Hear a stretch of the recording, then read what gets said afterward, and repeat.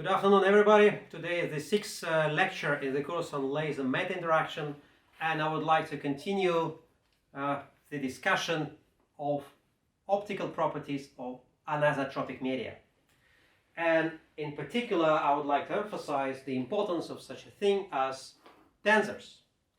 We will introduce tensors for the description of light-meta interaction, and I will do it in a very simple way. Whatever quantity or property I will be talking about, I will express it in terms of a tensor. For instance, electric field, magnetic field, dielectric permittivity, these are all tensors. Number of indices here will define the rank of tensor. For instance, this is first rank tensor. This is also first rank tensor. This is second rank tensor. And so on. If you talk about internal energy, it is a scalar, and this is zero rank tensor. Why do I need tensors? I introduce tensors to have a universal approach for the description of optical phenomena. For instance, if I have dielectric permittivity and I would like to discuss contributions to this dielectric permittivity which appear as a result of magnetic field, magnetization, or whatever quantity you can imagine, you write this quantity. For instance, in a very general case, I want to understand a contribution to the dielectric permittivity which was induced by electric field. So you write electric field here, you write dielectric permittivity here, then you put here like a sign of summation, and you will put tensor here, whatever it means. But this expression simply establishes linear relation between a fact that you are the property that you measure and the force that you apply. And linear is just because you are interested in this effect, for instance. So you experimentally or theoretically want to investigate this effect, and you start with this very simple expression. You don't know in which direction you have to apply magnetic field. You don't know in which direction you can expect the effect. That's why you write this very general form. And this will be third rank tensor.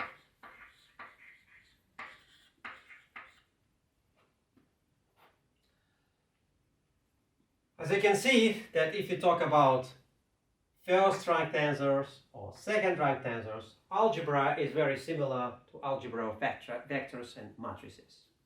But if you talk about third rank tensor, algebra is different, so please keep it in mind. And as previously emphasized, I will not necessarily write this sign of summation, simply for short annotation. In particular, if you talk about light-meta interaction,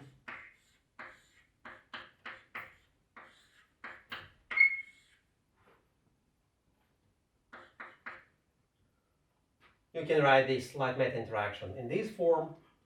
And if you talk about, indeed, contribution of the electric field to the dielectric permittivity, you will write this relation in this form.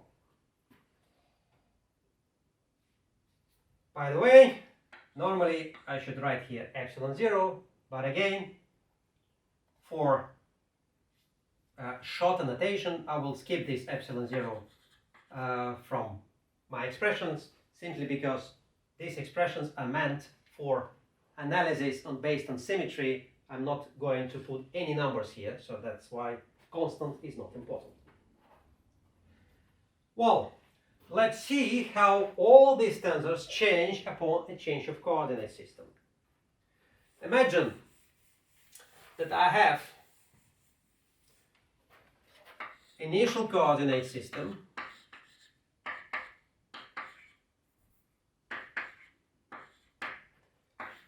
and I have new coordinate system. And I would like to describe the transition from old coordinate system to the new coordinate system. And if you talk about vector E, for instance, Ex in the new coordinate system, x prime, Ex prime would be Ex in the old coordinate system, cosinus, and then angle between x and x prime, plus Ey in the old coordinate system, plus cosinus y and y prime, and the same is for Ez.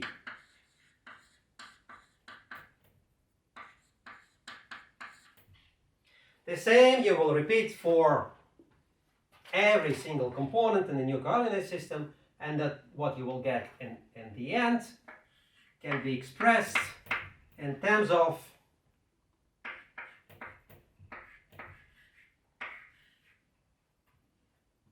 very simple expression.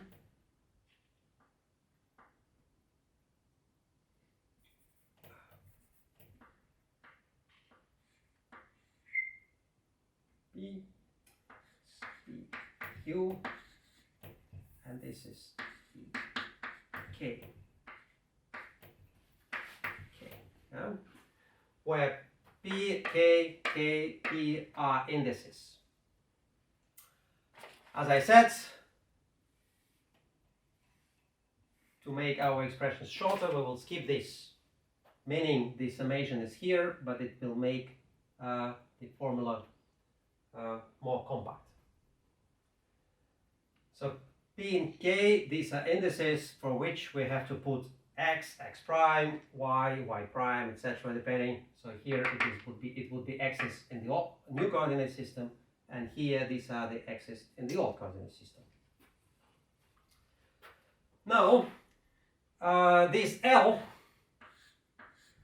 this will be matrix that describes the change of the coordinate system. So the matrix, the elements of H would be angle between x in the old coordinate system and x prime in the new coordinate system.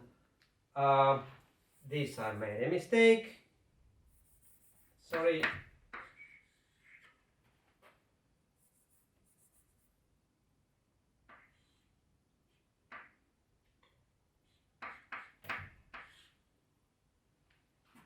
Whatever transformation of the coordinate system we are talking about, we can invent a matrix which will describe this transformation. For instance, it's very interesting to see transformation which is called space inversion. So basically, it is transformation according to which we change the directions of the axes in the system. So operation of space inversion.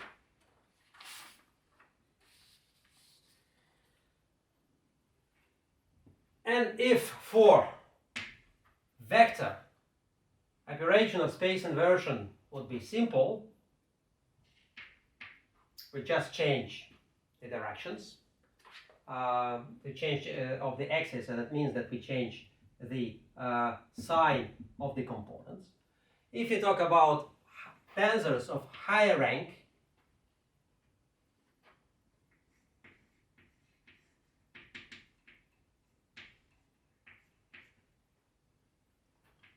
the expression would be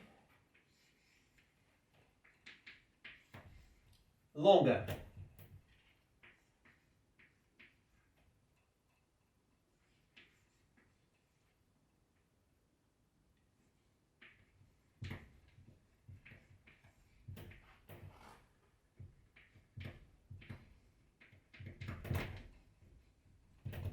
Like this.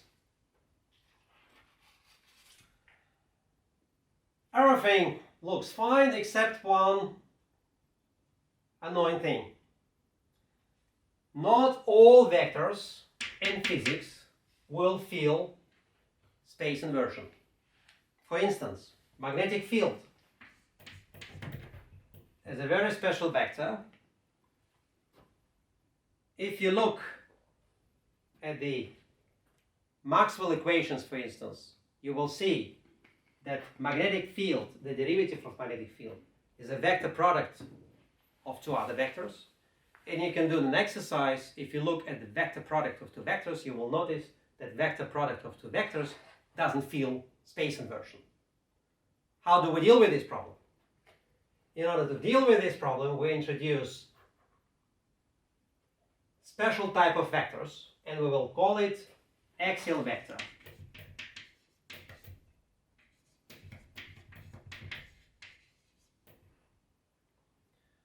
And the normal vectors, like electric field, will be called polar vectors. And the same will be valid for tensors. We will have axial tensors and polar tensors. But let's talk about vectors at the moment. So we have polar vectors. If you make operation of space inversion, then the sign of the components of the vector should be changed. And if this is not the case, it is an axial vector. So for axial vector, we can slightly adapt this expression.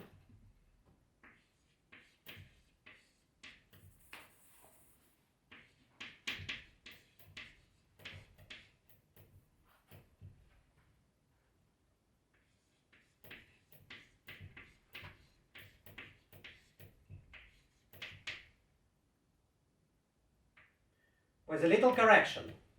So here we will have to put either +1 or -1 depending on the sign of the determinant of the matrix L. If the determinant of the matrix L is negative, so we put here -1. If the determinant of matrix L is positive, we put here +1. So in this way, for axial vectors, we will have this law for transformation of the components upon transformation of the coordinate system. And for polar vectors, we'll have this law. How do we know that this is polar vector or axial vector? Actually, we know it from physical sense. When you talk about vectors, we know it from physical sense. We know that electric field is a normal vector, because if you make space inversion, you see that electric field should change sign. We know that that magnetic field should be axial vector, because it is a vector product of two other vectors. And other examples of quantities which are vector products of two other vectors are angular momentum, magnetization, and maybe you can come up with more examples. But similarly, if you talk about polar tensors of nth rank, if you make operation of space inversion or any other operation of that corresponds to a change of coordinate system described by matrix L, for polar vectors we'll have to follow this definition. And for axial vectors, so these are polar, we will have to add here either -1 or +1 depending on the determinant of the matrix which was used to make this change of the coordinate system.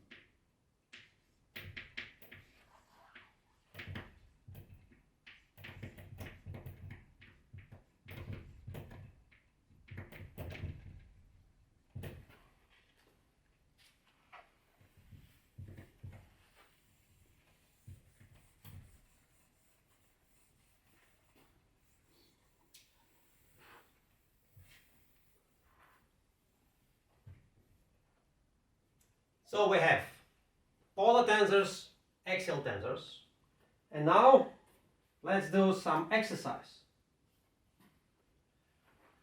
Epsilon.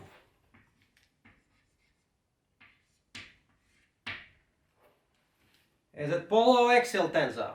Well, let's first talk about symmetric part of epsilon. If you do transformation of coordinate system, and in particular you do operation of space inversion, you will see that the elements of epsilon will not change, and that's exactly what should happen if you talk about second rank tensor. And L, as I said, would be matrix with -1 at the diagonal. You can do this exercise yourself and see. So symmetric part of epsilon is polar tensor, and this is second rank tensor. It doesn't change sign of the operation of space inversion. And similar conclusions can be achieved if you talk about antisymmetric part of epsilon. As we have seen, symmetric part of epsilon is responsible for linear birefringence, and antisymmetric part of epsilon is responsible for circular birefringence. Now I would like to check the symmetry of these parts with respect to time reversal.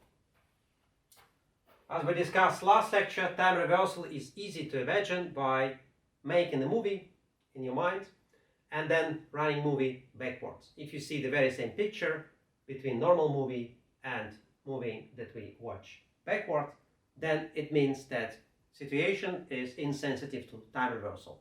If we see different movies, that we have to state that situation is sensitive to time reversal. And depending on the sensitivity of the quantity to time reversal, we will call it either I tensor or C tensor. So if this is time reversal operation, it can be shown that symmetric part of epsilon doesn't feel operation of time reversal, and antisymmetric part of epsilon should feel operation of time reversal. For space inversion, as we discussed, none of them feels operation of space inversion.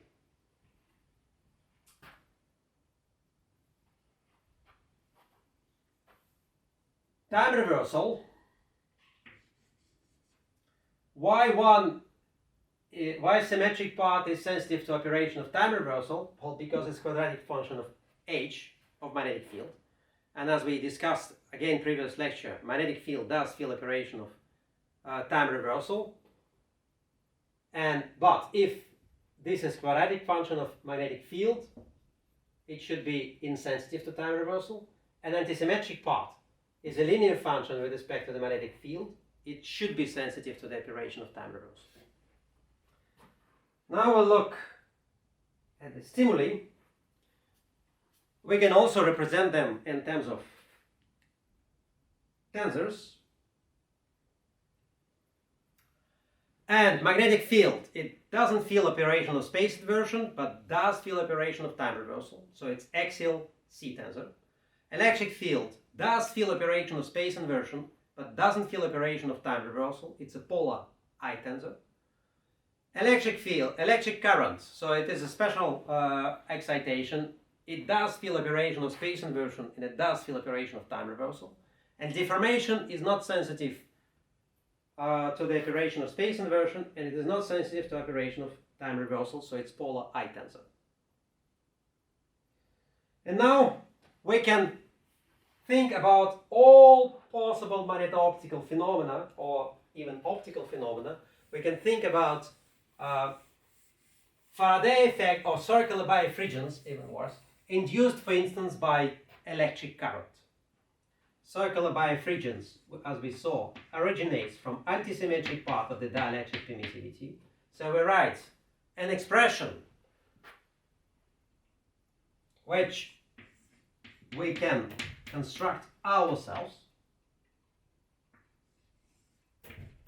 Antisymmetric part of the dielectric permittivity is induced by current, and this antisymmetric part is a linear function of current. So we were wondering if this effect is possible at all.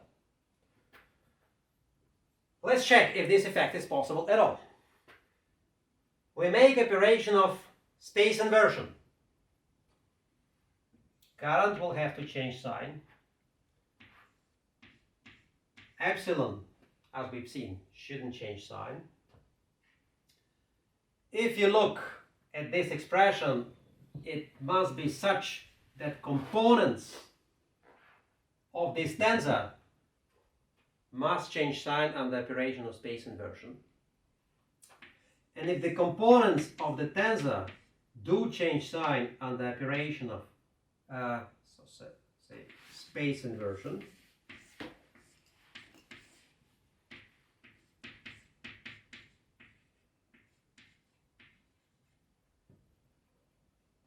it would mean that description of properties of media will depend on the choice of the coordinate system. But now imagine that I'm talking about a medium that consists of number of atoms. And if I find an atom with coordinates x, y, z, I know for sure that there must be the very same type of atom with coordinates minus x, minus y, minus z. If this is the case, we will call such a system centrosymmetric. So there is a point which we will call center of symmetry, and if I find atom with coordinates x, y, z, I know for sure there will be also atom with coordinates minus x, minus y, minus z. Obviously, if you change coordinate system, the properties of the medium shouldn't change. So we change coordinate system, transformation of the coordinate system, and the properties of the medium shouldn't change. And that's what logic tells me.